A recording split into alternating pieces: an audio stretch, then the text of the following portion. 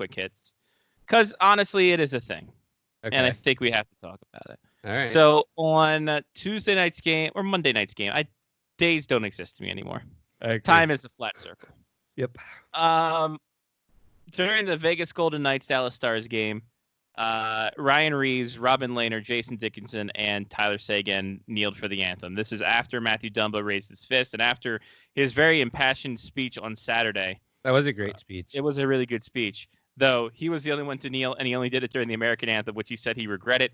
He should have done it for the Canadian too, but whatever, it is what it is. All in all, I don't think it should take away from the message that he was making, even though people are trying to do it. Because that's what they do. Yes, because you have to be outraged about something. Exactly, because social justice.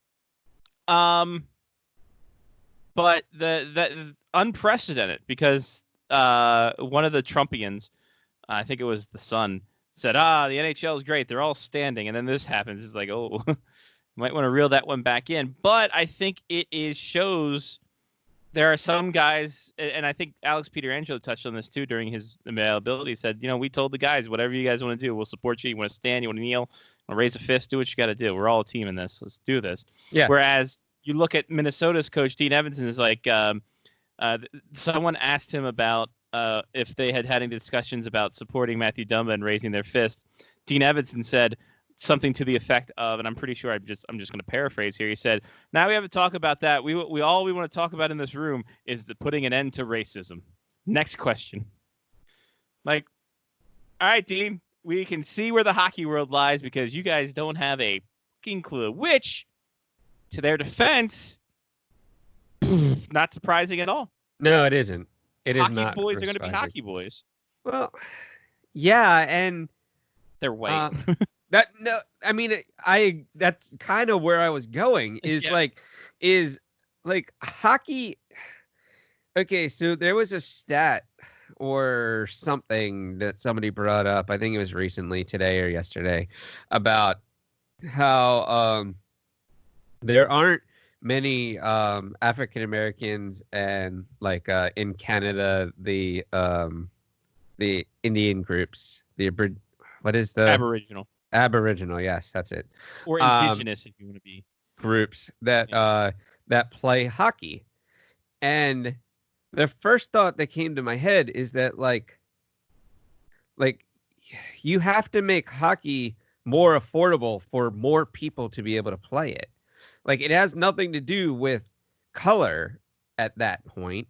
It has everything to do with being able to pay to play the sport. There are probably a ton of white people who never played hockey because they could not pay to play the sport. The sport is very money intensive. I mean, especially at a younger age where you have to buy equipment every year, probably, if not during a season, because somebody's growing so quickly. You spend a shitload of money on ice time. You spend a ton of money on driving to and from places. I mean, just the amount of money that goes into hockey far exceeds most other sports. And I think that is still the biggest issue in hockey, is that the reason everything is uppity white people who more than likely don't give a shit one way or the other because they're like, I live my own life because I make a shitload of money, comes down to that. Like, it really comes down to the mentality of people who make a lot of money versus people who don't, and not so much a racial thing, at least from what I see. It is definitely a caste system, as it were. Yeah. Because I mean, hell, even I played in B League, which you don't do as much traveling as the A League. That was still a fucking pretty penny, and that was pre-2000s. Yeah. So like, I was blessed to be able to have my parents say, yeah, let's do this. But I kind of also, when I look back on it, it's just like, yeah, I could have, maybe I could have played in the A League, but that's a lot of hockey when I wasn't really too passionate about. I didn't like the coach. And that's a strain on fucking financial resources overall. Yeah. On top of going to St. Joe as well. So, that's a huge thing. But yeah, it is such like with ice time and gear and all this other shit. It's and the prices keep going fucking up. Yeah. So like it's such a caste system in terms of rich, just like you said, it's all our life is hockey. We go to this game and then we go to this game and play in this league and then we go to this and try out for this team and this and this. But I think that's why hockey's blind to some of this stuff. Oh, absolutely, you're right. I feel like that now, and I'm also, in saying that exact same thing, I'm not condoning any of the shit that occurs, because when you hear these stories that come out from Kimalu or some of the other African American players coming through Canadian juniors and stuff, you're like, how does this even occur? How does this, one, occur without anybody knowing about it? Because I don't believe that occurred. And two, if people knew about it, how did no one do anything about this? Like, it's not even, I just don't get it. I never played hockey. So I've never been in those locker rooms or anything, like wrestling locker rooms were far different. I feel like it didn't matter race or anything. You could wrestle, you wrestled, and if you piss somebody off, they just beat the shit out of you. So like, there was and I'll say this about that. There is a fair amount of time in my younger years where there were very much slurs running around, whether it be racial or sexist. Because we had a girl on our team when I was in Pee Wee. Was I Pee Wee? No, I think it was just Bantam. I was 14. She Mandy, who I'm still friends with to this day. We had those, and as teenagers do. Yeah. As young preteen, I think we were preteens then, because that was like 2 years before Bantam. So yeah, you make comments like that, and being in Anne Arundel County, Maryland, there are racial things because there are no black kids until our last year of midget hockey. Yeah. So like it does get thrown around here, there, and everywhere. But again, you grow up, you learn what's right and what's wrong, and you move on from that. That's not to say it still doesn't happen today, but back in the day when it wasn't as prevalent, like you said, because different areas have different, like kids in Montgomery County who are African American are going to probably have a better chance demographically to play hockey than kids in PG County. Agreed. Or kids in Baltimore County. There was a little documentary that was done just recently. I'm looking it up right now. It was done about the Baltimore Banners hockey team. And it is a documentary about this kid, Savage, who grew up in West Baltimore and then moved to East Baltimore.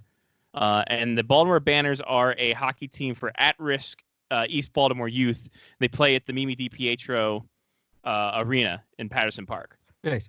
So there's a documentary about that follows one of the players who was going in there, and they're so I mean, it's just like giving these kids a chance and donating and things like that is huge for these organizations, because otherwise these kids wouldn't get into hockey because of the price of gear, and because of the demographic and stuff like that. So we didn't have a lot of kids, going back that long diatribe off there, but we did not have a lot of black kids play on our teams. We had Timmy Hill, who was our goalie in our last year of midgets, or second to last year. And that was it. Like, that's the only black kid I played with, I think, until high school. I played high school hockey with Perham, and I can't remember. I think it's Carl Perham ahead of that. So I mean, it's very few and far between. But like both those kids are coming from Howard County, and you and I both know Howard County does have a lot of well-off people in it. Yes. And that's where it gets off. But at the same time, we weren't well off in Anne Arundel County. At least my family wasn't. I'll speak for my advantage. Like, we weren't all that well off. We still found a way to play. But there's other kids who would love to have played, but just couldn't do it. And then they played roller hockey. And my next door neighbors down the road, the Burns boys, they were great at roller hockey. Like, they played in the leagues in Laurel, and they just tore shit up. But they couldn't get into ice hockey because it was costly, and yeah, you just don't have the money to do that, man. So it's definitely also not only is it a race thing, it's also a class thing too. In terms of that. So to see the guys, and Tyler Sagan's a guy who was talking about this stuff back when all this went down, and to see him back it up was pretty cool. And to see Robin Lehner, who 3 years ago was a Trump enthusiast, change his ways and kind of see things a little on a different side of the scale, that was pretty cool. And also continuing to write his redemption story through all of this as well. So, yeah. With that, we opt in, opt out, Lyle Richardson. Hello, Lyle. Good evening. Yes, we're opting in. I'm opting in. Opt in. I'm opting in this evening for the Face Off Hockey Show. Let's see. We're one up than Mark. Did I don't know how much you heard of that. Do you think it's not also a race thing, but also a class demographic thing and a monetary thing? The game of hockey. Absolutely. And I mean, it's not just minorities who are getting shut out of it either. Excuse me. Let me just chip my. Oh, it's going to work. Anyway, having a little bit of trouble with my. Yeah, it's not going to stream. Go fix the bunny ears. Fix the bunny ears. Fix the ears. But as I was saying, I mean, yeah, it's not just a racial thing. I mean, it's starting to. Hockey's becoming a rich kid sport. It really is. I mean, it was expensive enough to play when I was a kid, but you could still, coming from a lower middle class family as I did, you could still afford it. Half my gear were hand-me-downs, but didn't matter.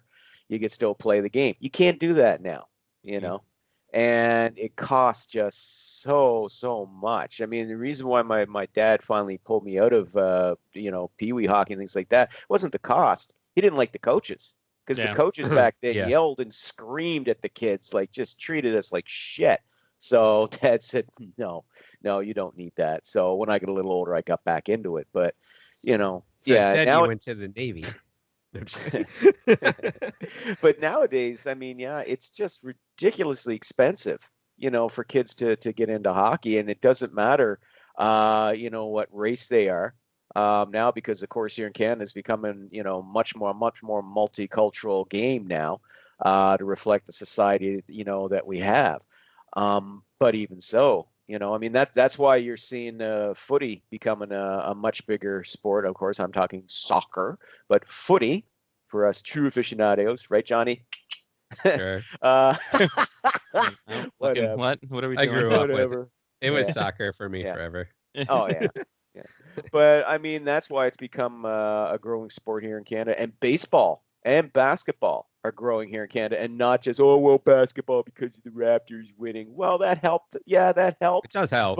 But basketball has been growing as a sport here in Canada for the last 30 years. Yeah, I think Vince Carter helped that too. I mean, you can't say it's now. Insanity was a legit thing. You were seeing Canadian players now in their 20s who were inspired by Vince Carter, for God's sake. So here in Canada. But seriously, it's because of the cost. It's more affordable to play basketball. It's more affordable to play baseball. It's more affordable to play soccer than it is to play hockey, our so-called national sport, which it isn't. It's lacrosse, but there you are.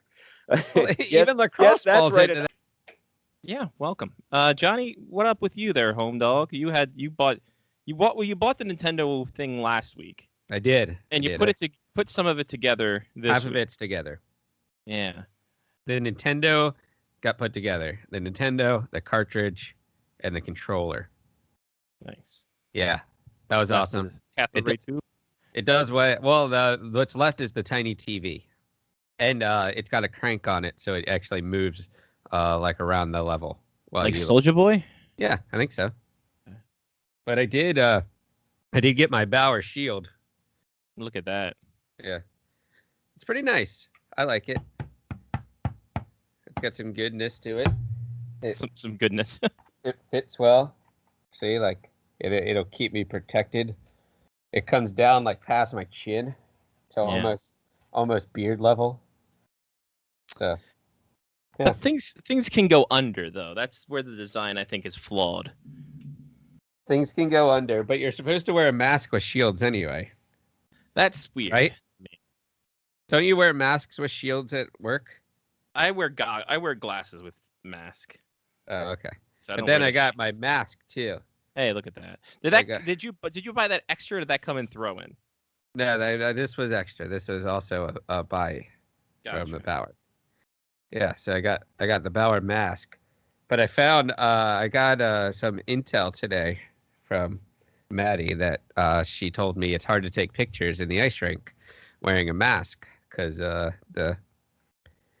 viewfinder fogs up.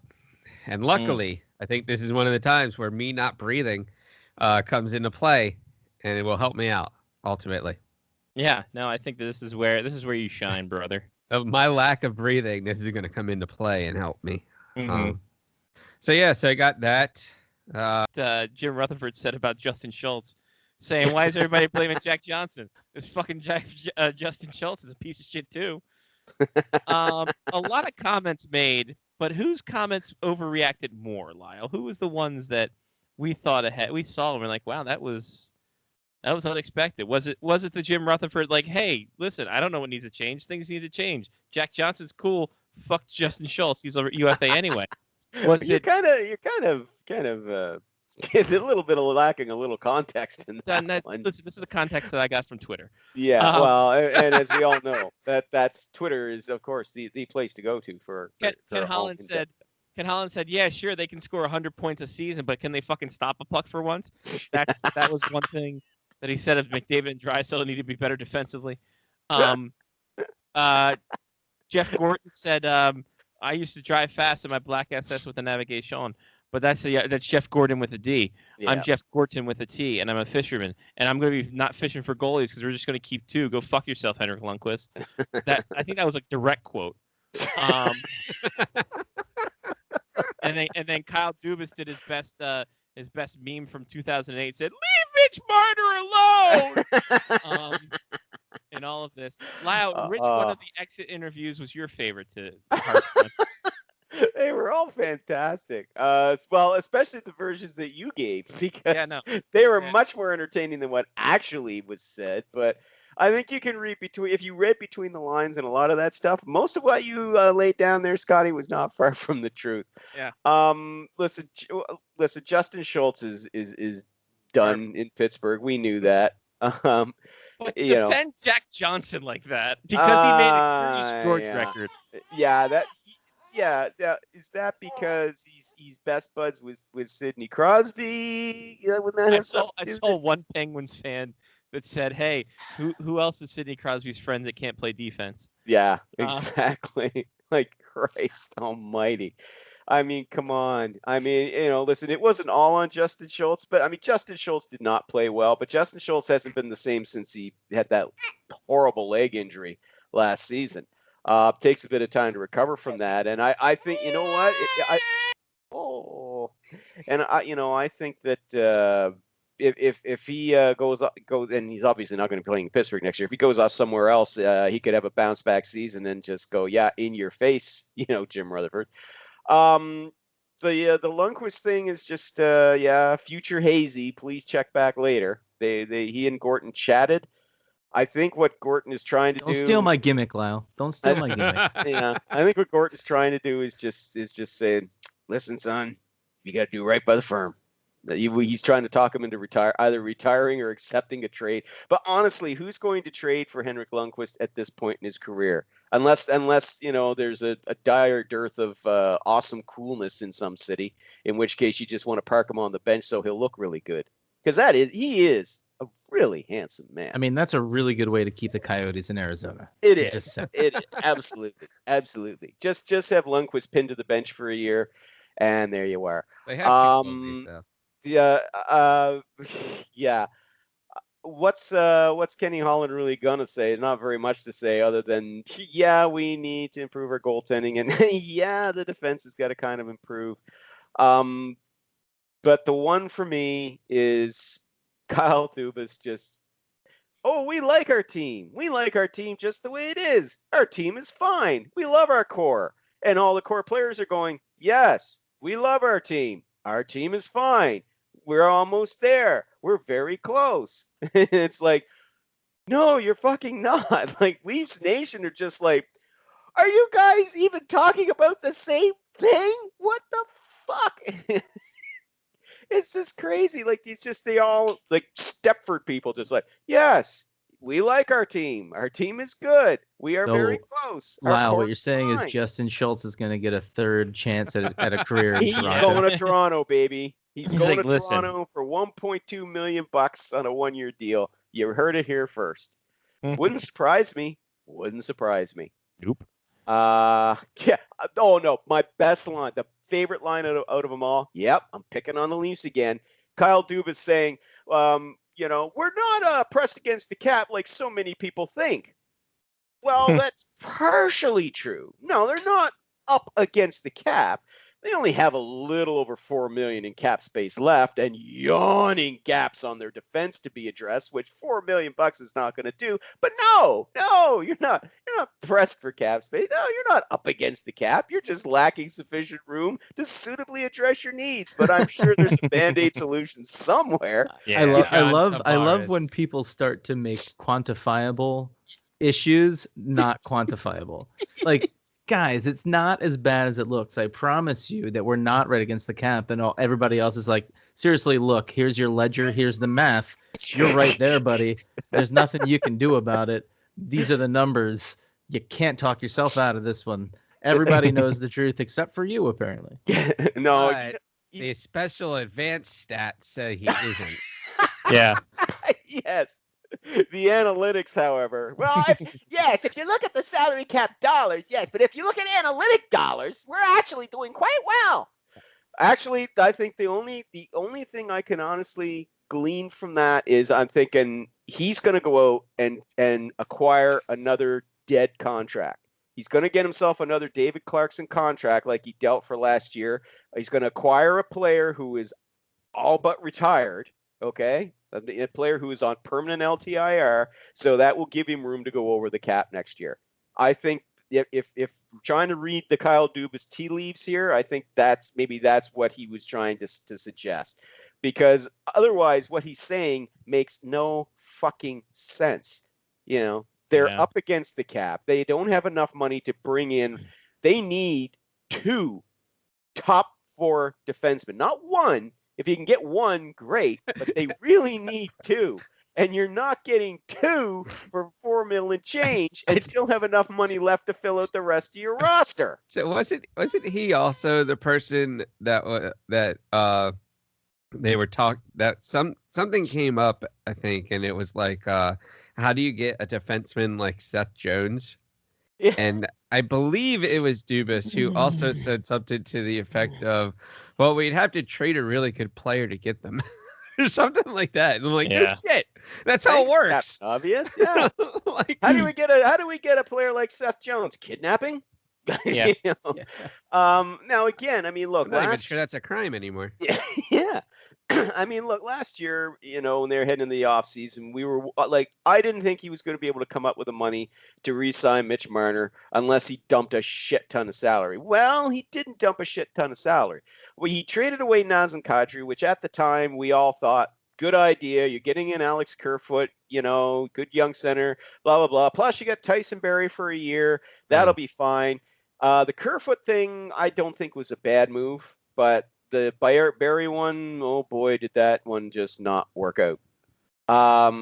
So maybe he and his capologist have, can pull this off somehow. And if they do, and it actually does improve the Leafs, great. I mean, last year when he made his moves, I said, well, he hasn't made his team any worse. And he really didn't. People are like, are you kidding? It was already bad. Yeah, exactly, Johnny. But you're right. Exactly. They were already had weaknesses. He just made sideways moves. He didn't make them any worse, but he didn't make them any better. He made the moves and crossed his fingers and hoped they would be better. If Tyson Barrie had worked out, yeah, they would have been better, but that just proved to be not a good fit. And not just with one coach. He had 2 coaches this season, and it didn't work out. So, See, yeah. Is that part of the problem, though? I mean, in order for a management structure to work, the coach and the GM have to be on the same page, right? If you just trade for a player, like if the GM just trades for a player that he thinks is good, and the coach is like, I don't know how to use this guy. Why did you get him? Then what's the point? They have to be on the same page. And if you cycle through coaches, or if the coach didn't agree with the move in the first place, then what was the point? Yeah, but I mean but then he brought in the coach that he wanted. He parted ways with Babcock, fired Babcock, like 6 weeks into the season, brought in the coach that he wanted in Sheldon Keefe, and for 2 months everything was great, and then the wheels fell off, and the same problems reared their ugly heads. And it doesn't mean that Dubas has been an absolutely terrible general manager. Like I said, I mean, some of the moves that he made, some of the lesser moves that he made were quite good, like Jake Muzzin, getting him last year, awesome move. That was a fantastic move. Bringing in Kyle Clifford and Jack Campbell as at least a steady backup goaltender, I like those moves too. But again, this all goes back to what we talked about before. They got distracted by a shiny thing named John Tavares 2 years ago, and that has left them handcuffed fucking since. I will say, though, I will say that I was impressed that when the Maple Leafs put all 6 of their high-paid players on the ice at the same time, they can score some goals. They're just not going to play with a goalie, or play any defense. No. So, I was impressed that they scored those 3 goals in the 3 minutes with no goalie and everything, and that was great. That's what happens when you pay a lot for a muffler. Yeah, and you make it happen. You put all of that in the same place at the same time, and things happen. Speaking of Jack Campbell, though, did you guys read that Athletic article about how they got him his pads so fast after the trade? Yeah. Did you guys read that one? That was a good No, article. I missed that, It was a unfortunately. fantastic article. Yeah.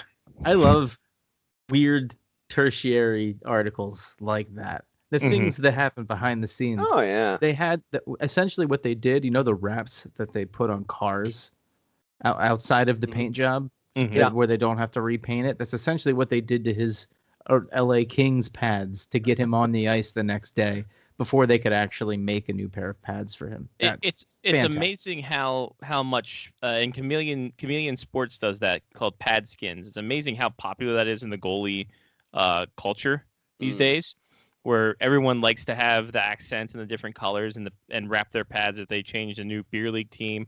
So I mean, yeah, that whole article was pretty damn good, especially the helmet part. Wrapping the helmet part was so good. Pretty insane. About for our Patreon pick, and this week it is the big deal of Tuukka Rask leaving the bubble. Now, it was big news. I think it was Saturday that the news broke that Tuukka Rask was leaving the bubble for the Boston Bruins to go home. He was tired. He'd made some comments after the loss in Game 2 about how the atmosphere was garbage. And even beforehand, he had been talking about, leaving his family, leaving his wife with a newborn and 2 kids at home. And then apparently, according to Pittsburgh Hockey Now, which, of course, they have the scoop of Obviously. the Boston Bruins. Yeah. Apparently, Tuukka Rask called a radio host in Boston and told him that there was a family emergency, something to do with his daughter, and that's the reason why he left the bubble so quickly. And considering that everyone was saying that Tuukka wanted to go, Tuukka didn't want to come in, Tuukka was kind of this, that, and the other. And then after he left, people coming out and say, yeah, no, I've talked to veterans who said they don't want to be here anyway. And then you see, someone brought up the fact that maybe the older Capitals players just want to be home with their family, and this is really weird. And I'm like, it's pretty much showing. Yeah, I can admit that. I mean, that's something that I subscribe to as well. Yeah. I guess your thoughts when you heard the news about Tuukka Rask, and are you expecting any more guys to leave the bubble to go home, and just not because of injury or not because of birth in the family or what have you? First of all, no, I'm not surprised. Well, okay, so I'm surprised that it was Tuukka Rask, because yes. I didn't see him being the person that did this, but I am glad that he made the decision to leave and didn't just stick it out and was unhappy and played like shit. Him leaving actually allowed the Bruins to be a better team. Yes. Because if he's stuck, quote unquote, in the bubble, he is unhappy. He obviously has other stuff going on in his life that he would rather be doing in this time frame of now. And he is not fully committed to playing in a playoff atmosphere where they're going to have to, where it obviously seems like the Bruins are going to do pretty well and probably be in the bubble for a decently long time, right?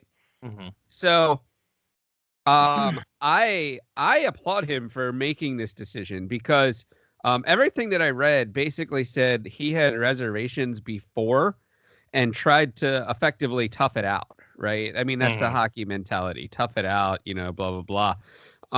So he tried to basically be like, well, I have to play hockey, I'm doing it for the team, blah, blah, blah. But at the end of the day, like, yeah, there's a point where you have to take care of yourself and your family, and he's not going to be held. It's not like he's losing money in this situation, and it's not like he's going to get run out of town. So he's not losing anything in this situation. So why stay and try to force yourself through this when it's like being in a bad relationship is the way that I kind of thought about it, right? Like you can stay around and you can like be miserable and be there for another 6 months or a year, but if you just kind of cut the cord and move on, it's probably better for you in the long run. Praise the Lord, cut the cord. Jesus, take the wheel. I wholly agree with what you're saying there about his decision, and honestly, he should have opted out beforehand too. But you're right, the hockey mentality is alive and well in those ones. But one thing you did say that I will disagree with. Okay. The response from Bruins fans. Yeah, different though. Yeah. Not great. Not great. No. Calling him a quitter. But also different than the team running him out of town. Yes, true. Yeah. The fans are going to run him out of town. Yeah, who cares? Yeah, it's true. Yeah.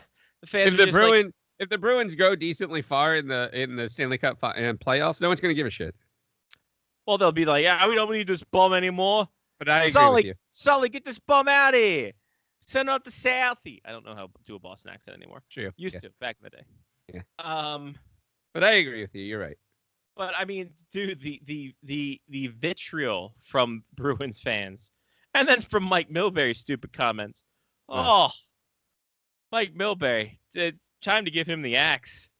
Like this is Mike Milbury's the next person that I kind of wish would come out on a podcast and just say something really stupid about Catherine Tappan so he gets fired as well. So like, oh, he's not going to say anything about a woman. He's going to drop a racial epithet. Oh, okay, then that's fine. Yeah. It's the same kind of thing. I mean, either way. Right. I mean, as long as NBC has to fire him for a reason. Sure. Yeah. But yeah, and the stories coming out now is that a lot of people are wondering. We'll get into this when Lau gets on here. He might not be in Boston next year. Like he might not be in the NHL. He might retire, is what people have been saying. Well, if he retires, then he retires.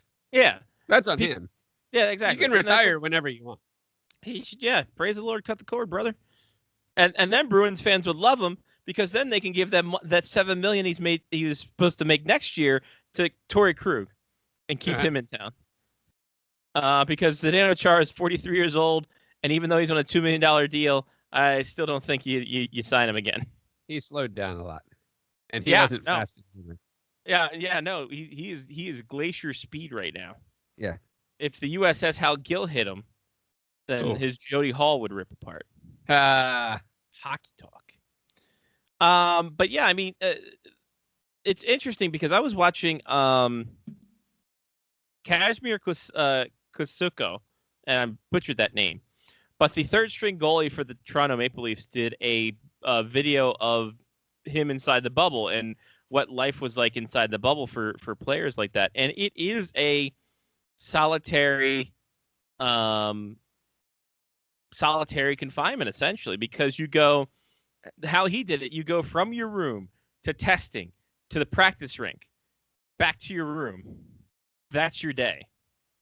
Yeah, but you can do other stuff, but the truth of the matter is, in some of the reports that I've seen, is I don't remember who it was, but there was a question asked this week about like how you feel seeing the people you're playing against in the hotel, and whoever got asked that question was basically like, well, I mean, it feels really weird because in most of these series, by game 3, you really just want to kill the other guy, and now you're going down and picking up breakfast, and he's standing there next to you.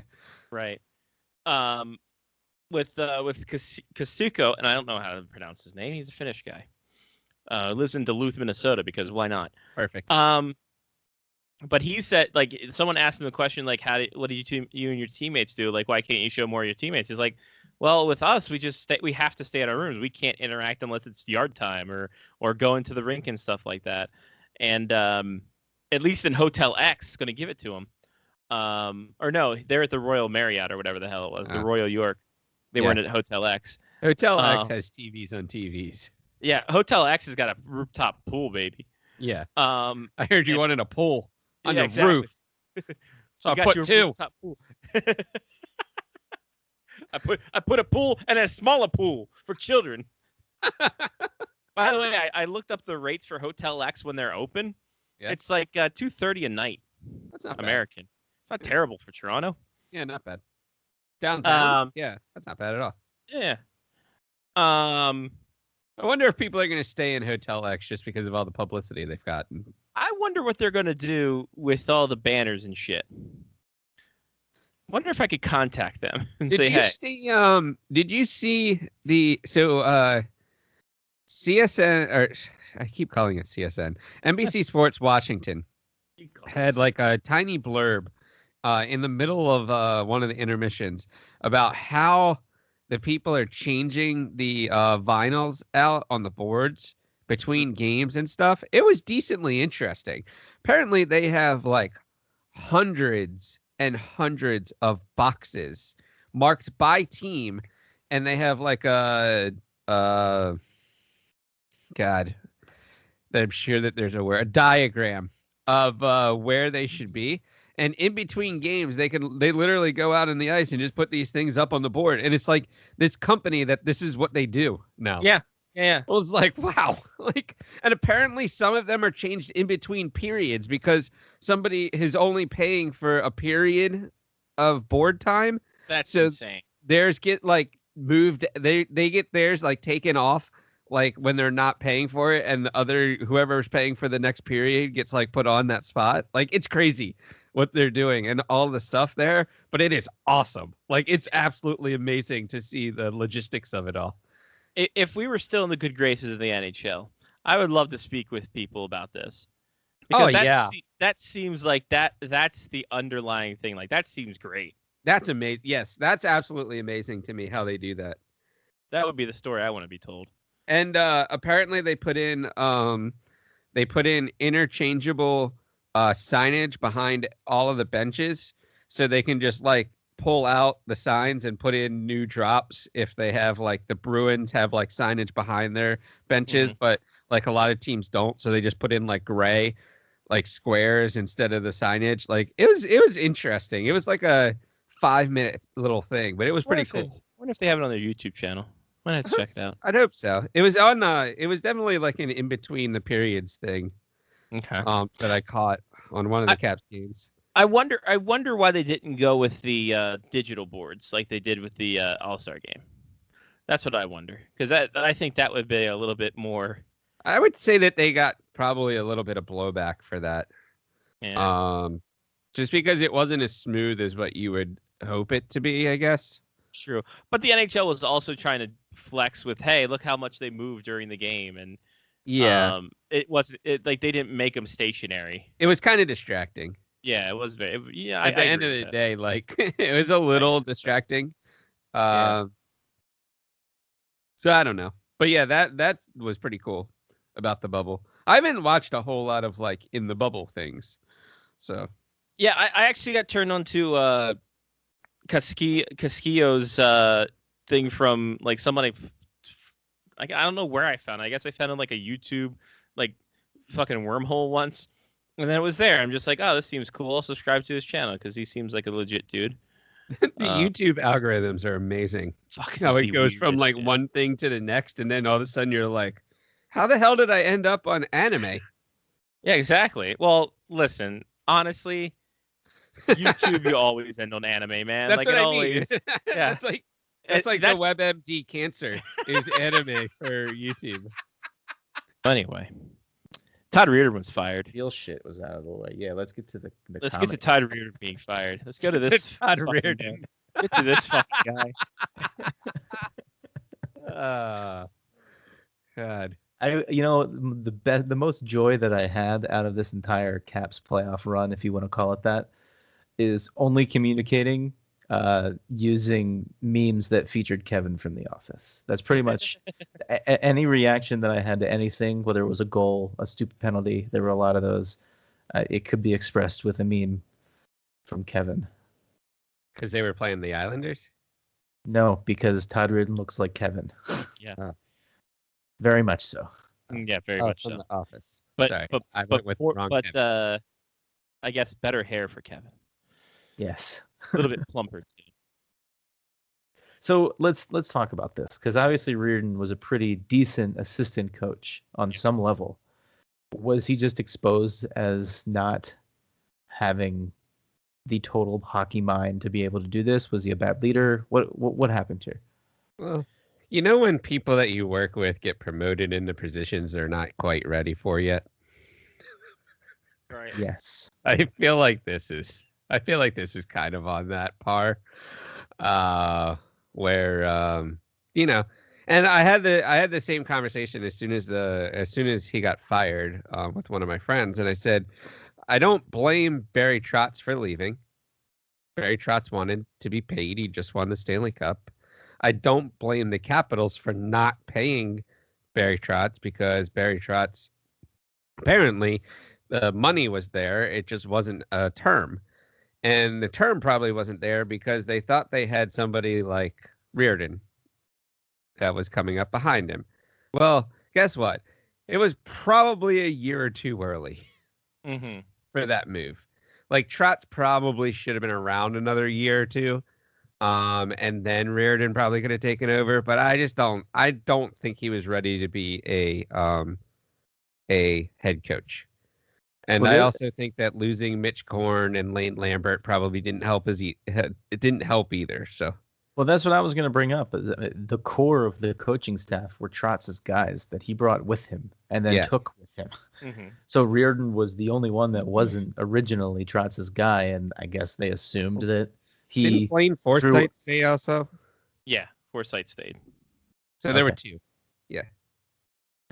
And Reirden came from the Penguins too, as well, and they negotiated his contract extension before any hint of Trotz being extended as well. But Reirden's been there, I want to say, since 2017. I think I saw it was 6 years. So I don't think it could be a little bit of he wasn't ready for the job, because he looked lost constantly. Literally. What was it? The arms crossed and the blank stare, or it was the constant thing of, how does that thing do that? He's Homer Simpson looking at the nodding bird in the cup of water. It's drinking the water. He was by far the most confused coach out in the bubble. From what I saw. Oh, and how? I still think they should have just fired him and let Ovechkin coach the team the rest of the way. If they were going to fire him, they should have fired him before, honestly, when they went down 0-2. Couldn't have done any worse. Literally. But they I also won one game.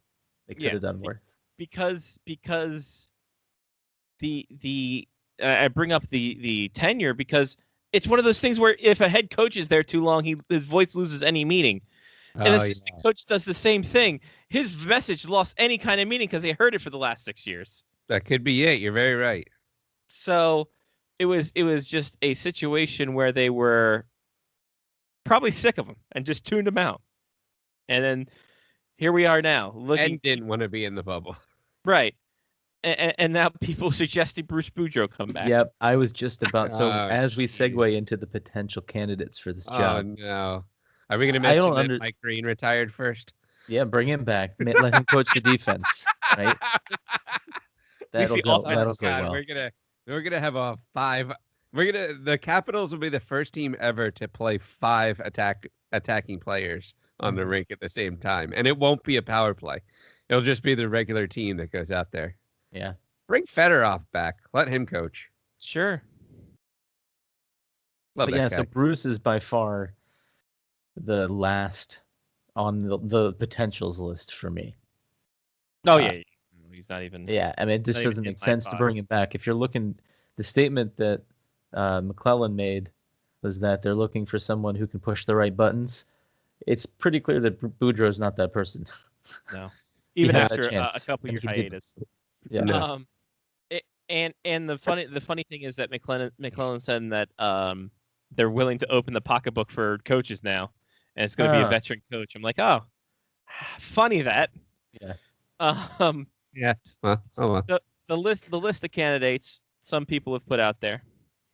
Aside from Bruce Boudreaux, the other insane one, Mike Babcock.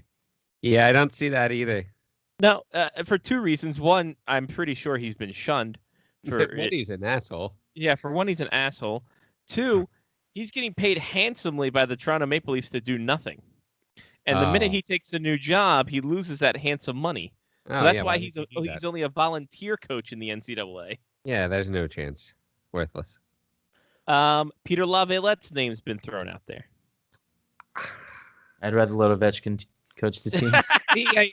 I keep flipping back and forth though with Laviolette. Like Laviolette knows he knows the Metropolitan Division. He yells and screams and maybe a different voice in the room. I'm not sure that I would have a problem with Laviolette. I think his gimmicks run dry.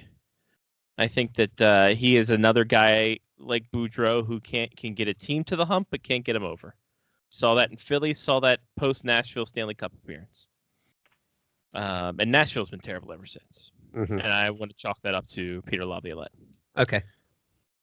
Another one out there, and the one that I like, since they're going to open up the money, Gerard Gallant. I like that too. Gerard the Gallant. Caps. The Caps have had a good run of shorter, bald coaches. Yeah. The Caps tried to bring in a tall, bald coach, and it just didn't work. Didn't have the same push. Didn't have it. But if you bring in another shorter, bald coach, I think that stays in line with the Boudreaux, the Trotz, and now you bring in Gallant. I think that adds a mix that the Caps, it goes back to their past a little bit, but it also is looking toward the future. I don't like the Dale Hunter Adam Oates erasure you just put in there. I don't appreciate that. They were like that's like the Lost album.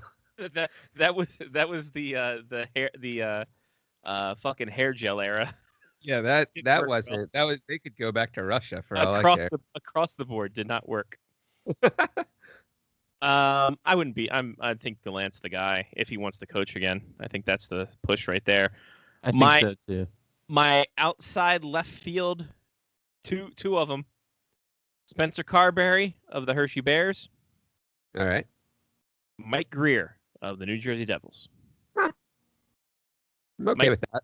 Mike Greer fits all the marks. He is a former Capital. He is a coach. It's more than could have been said for Adam Oates at the time. Hockey. Yeah. Not like Ralph Kruger, who went to Southampton for a while. Exactly, and realized he knows nothing of any sport. So here's my problem with the Capitals. I am perfectly fine with the last two choices if the Capitals have decided that they are not going to be able to win a Stanley Cup with a Backstrom and Ovechkin and just kind of ride their career out. But I think that you kind of have to get somebody that can win now if you think that you're going to win again with Backstrom and Ovechkin before their careers are over. Mm-hmm. But if not, you turn around and you start the Verana, Siegenthaler, the younger guys coming up through the ranks, and you start that team with a coach that will grow with that team. I think it purely comes down to if the Caps think that their window is still open which it may or may not be. Yeah. Right. Yeah, and I think Mike Greer choices if you're rebuilding from scratch and going from there.